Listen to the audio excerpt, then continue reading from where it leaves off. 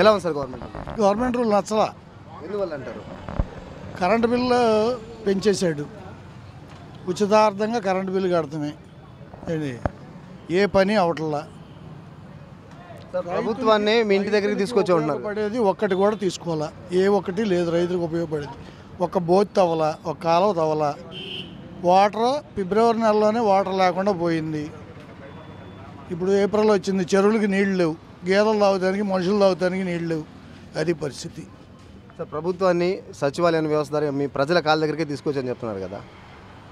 సచివాలయం వ్యవస్థ అంత ఇది సచివాలయం వ్యవస్థ గురించి అంత నాకు తెలియదు, నేను వెళ్ళే పని లేదు దాంట్లోకి.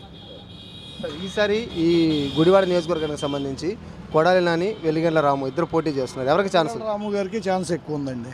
వెనుగల రాము గారికి ఛాన్స్ ఎక్కువ ఉంది. నాని గారు సీనియరే కానీ ఎక్కడ ఏ పనులు చేయలే. ఏ రోడ్డు చూసినా పరమ అసహ్యంగా ఉంది. బండేసుకెళ్తే ఏ రోడ్డు కన్నా తిరిగి వస్తామో లేదో తెలియని పరిస్థితిలో ఏర్పడింది. అది రాము గారికి ఛాన్స్ ఉంది 100%. Please like and subscribe Eagle Andhra.